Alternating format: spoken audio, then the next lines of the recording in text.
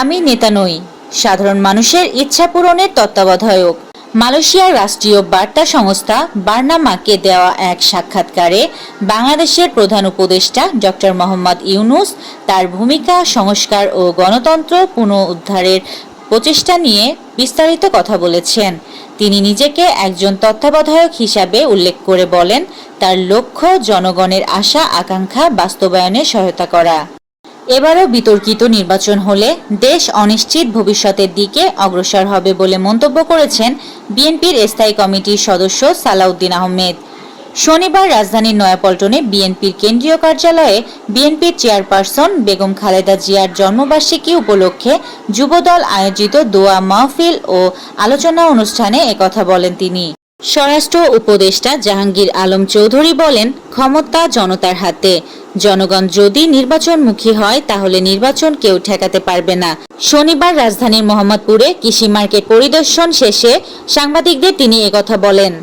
খুলনার রূপসা উপজেলায় কৃষি ব্যাংকের পাহারাদার না থাকায় গেট ও লকার ভেঙে 16 লাখ টাকা লুটের ঘটনা ঘটেছে। সেনাবাহিনী প্রধান জেনারেল ওয়াকারুজ্জামান বলেছেন, বাংলাদেশে সবার অধিকার সমান। এই দেশে ধর্ম বর্ণের কোনো ভেদাভেদ থাকবে না।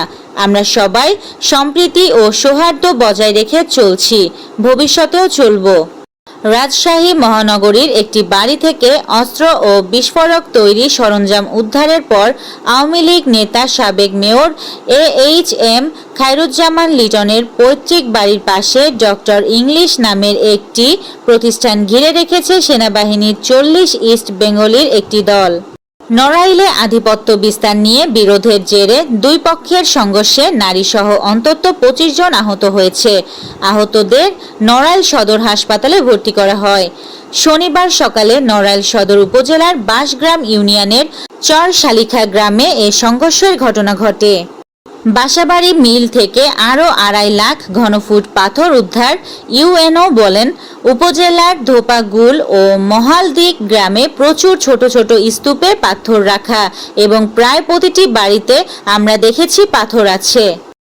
ইউক্রেনের প্রেসিডেন্ট ভলোদিমির জেলেনস্কি জানিয়েছেন, আগামী সোমবার ওয়াশিংটন ডিসিতে যুক্তরাষ্ট্রের প্রেসিডেন্ট ডোনাল্ড ট্রাম্পের সঙ্গে বৈঠক করবেন তিনি। পাকিস্তানের উত্তরে পাহাড়ি এলাকায় হরপা বান এবং ভূমিধসে গ্রামের পর গ্রাম ভেসে গেছে। মৃত্যু হয়েছে প্রায় 350 জনের। এখনও অনেকে নিখোঁজ। কয়েকশো উদ্ধারকারী কাজ করছেন।